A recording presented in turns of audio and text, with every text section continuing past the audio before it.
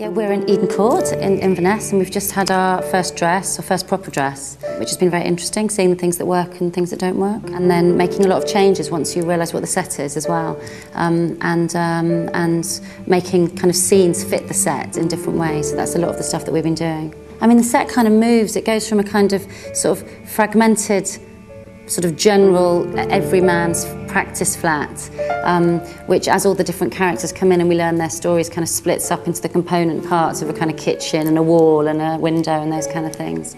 I suppose the first sort of impetus for the design is that we weren't going to describe something in a naturalistic way.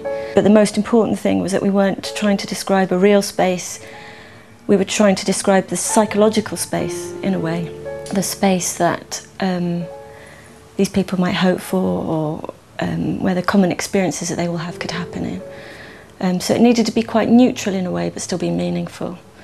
And we wanted it to look quite institutionalised, and it's almost like a kit that you could have, you know, pulled out of some giant warehouse somewhere. But the fragmentation of it is partly a solution and partly to describe what's happening in these people's minds. There's a central part where we felt that the kind of characters needed to escape their own reality.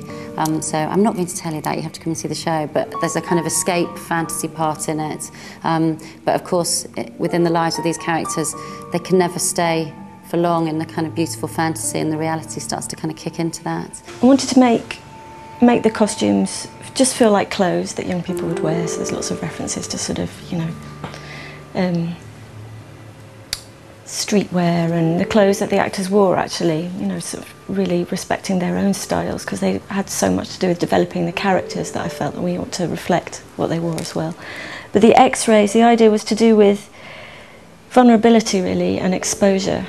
Yeah, and that so that you see their very insides exposed on their clothes, like their clothes are exposing that, but then they have elements of clothing that are slightly armour-like or padding or protective, so it's to do with being exposed and then trying to cover that up. One of the big things was walking into the rehearsal room on the first day and seeing kind of 14 young people in a corner going, oh my God, they're so young.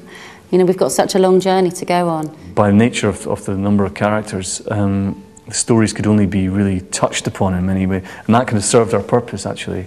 So there's the stories kind of flare up briefly and rub against each other, ones skim against each other, and there's echoes with that throughout the piece, but it's not really the grand narrative. It's not a, you know, it's quite piecemeal, quite isolated stories or non-stories in a way.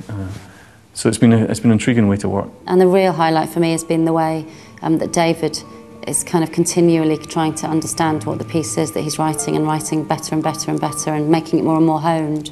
I'd keep going in with new stuff. If it didn't work, I'd retreat and, you know, try and rejig it. I mean, I'm trying to think of how many pages I would have written for this. I must have written about 500, 600 pages. You know, it's going to end up about 60, but it's been a constant refinement, going in and finding out things about the characters, because the actors are finding things out about themselves as well. And one of the difficulties of the world that we encountered was that there's a lot of pain and misery, a lot of hidden lives, a lot of stories that aren't told, a lot of people who don't know their stories or don't want to face their stories, understandably, because of what's happened to them through abuse, neglect, abandonment, parent death, not getting on with their parents, stuff like that.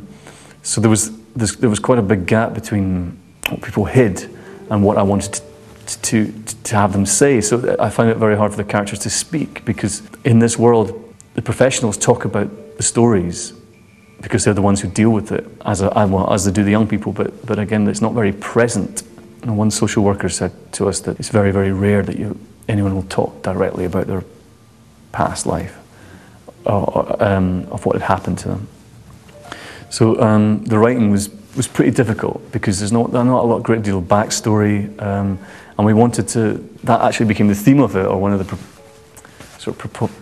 propulsions of the narrative was about people searching for a narrative, searching for their own story, looking for the gaps in their own life, and that became, I guess, the presiding narrative of the piece.